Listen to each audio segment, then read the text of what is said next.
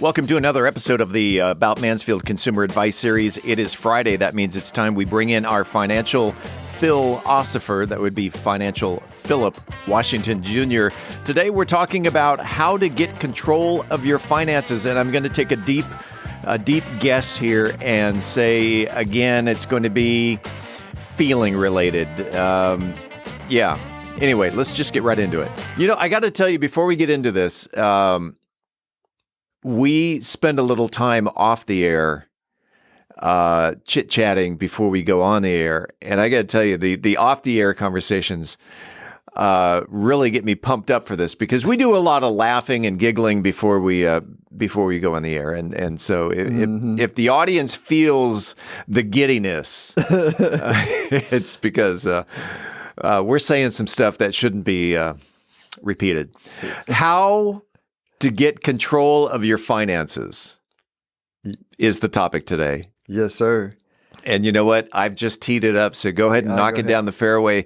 How do we get control of our finances? So by first, I'm going to change the word control to harmony. Oh, okay. And I like to say how to become in harmony with your finances, because the root issue of all financial problems, with air quotes, is emotions, right? There's enough information out there to know what to do. The coming down to actually applying it is how we feel about our finances. And I'm a recovering person of this. I tend to used to think of emotions as something you had to control. Yeah. Right.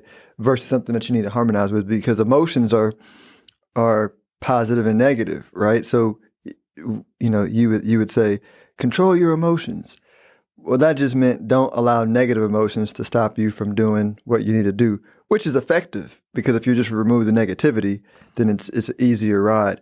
But where you get the leverage is when you blend positive emotions, or you harmonize positive emotions with your desire, and that makes the ride joyful, fun, easier.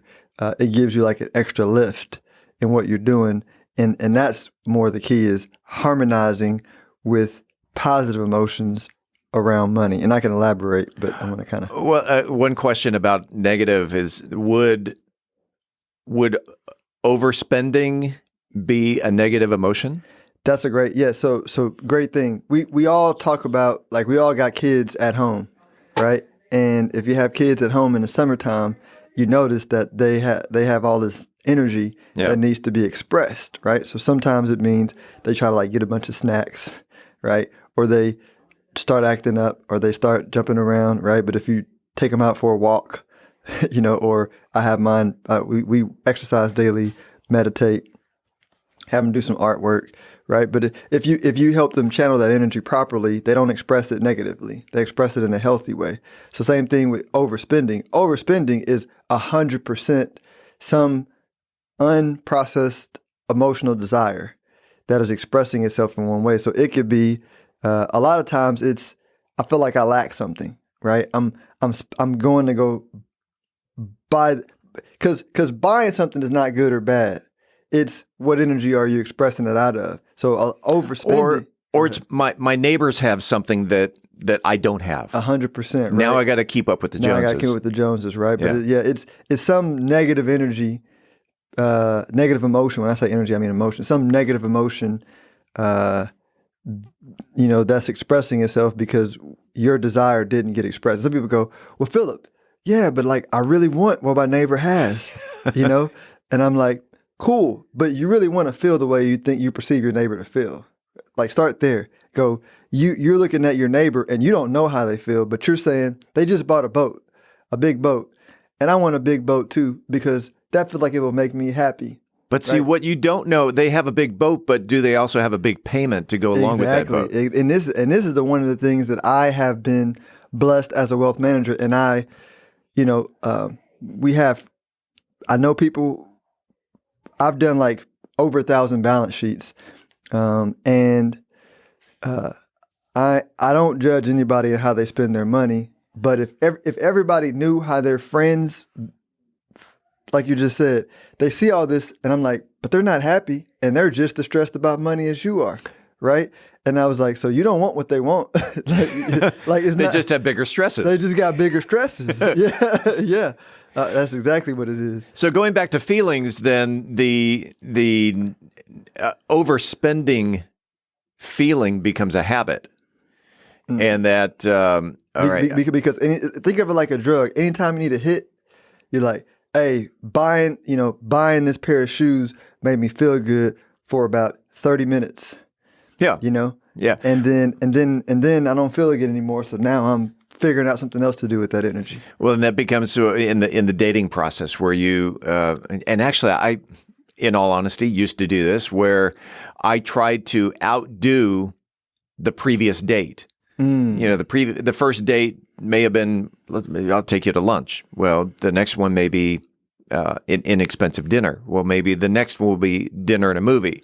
And maybe the next one will be da-da-da-da-da. And all of a sudden it's like, wait a second, I can't afford this anymore. And because that was that a negative feeling that I was spending too much? Yeah. Well, and I think a lot of times too, you hit on a good point, because a lot of the finances become, and I'm not using you as an example, but I might use like me, right? I would make bad emotional decisions on finances, trying to fulfill a feeling of somebody in my life that wanted something, and I wanted to be, like I wanted to stretch myself to provide it. You know what I mean? Like meaning I was like I'm gonna use date, and I'm not gonna use myself because I didn't date long. But using a dating analogy, it would be the person who's trying to impress the other person with the date. They might have pure intentions of saying like, I don't need it.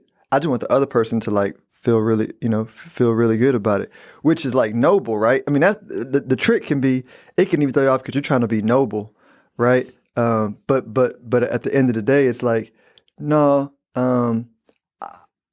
I can, I'm going to do what's in my realm to do, and I'm going to infuse whatever I can do, big or small, with the feelings that I want. And then if it's received or not, that's not up to me. You know what I mean? Right. Like if I do my best, given what I feel is my best in the current moment, and it's not received, that is not my problem, right? Because we all get into situations where we try to become,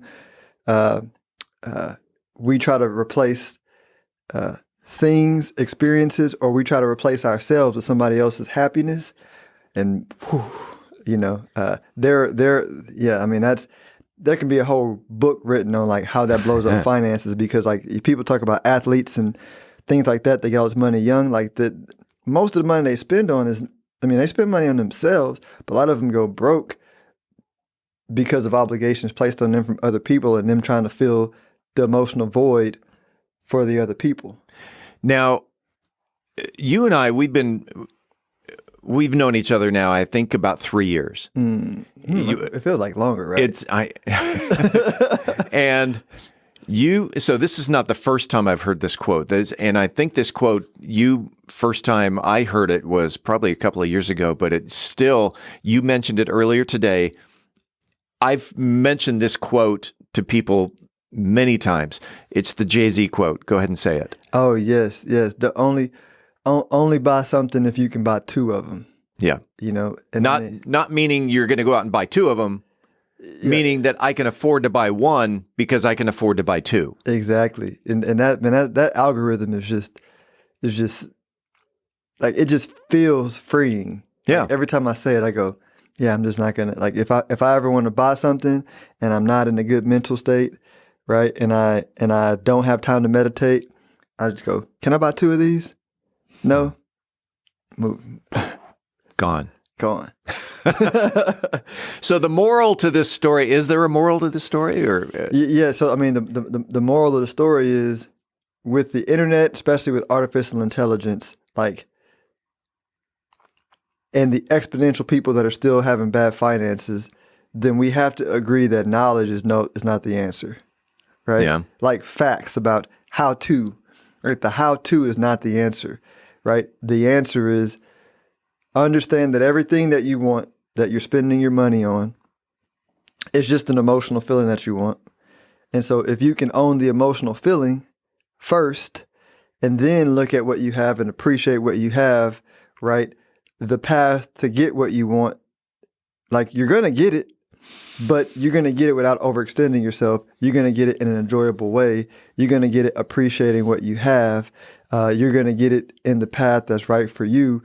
And you're going to get it in a way where it's going to feel effortless and easy. And your finances will be in harmony, not in control, right? Things will work out in a way where you're like, people look at you and go, man, how does everything work out for you? Because I'm in harmony with good feelings, right? I feel good, and I take those feelings into everything that I do, and that's what you might call like the Midas touch, right? That makes a lot of folks like jealous. So control your emotions in order to control your finances. Harmonize with your emotions in order to harmonize with the wealth that you want. Ah, even better. If someone wanted to reach out to Phillip Washington Jr. for a little harmony, how can they get a hold of you?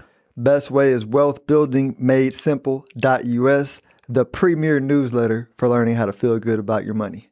Wealthbuildingmadesimple.us. Yes, sir. Ladies and gentlemen, your 10-minute coffee break is over. It's time for you to go back to work. We do this every Friday here on the podcast, and that's Phillip Washington Jr. Phillip, have a great 4th of July, and we'll see you next week. You too, Steve. Thanks. We appreciate you listening to the About Mansfield Consumer Advice Series. By the way, if you own a business and you are interested in being a part of the Consumer Advice Series, if you have the knowledge to give information in 10-minute increments to the consumers, shoot me an email to info@aboutmansfield.com. Again, that is info@aboutmansfield.com. We'll tell you how we can get you all set up. Appreciate it. We do it again next week right here on the podcast.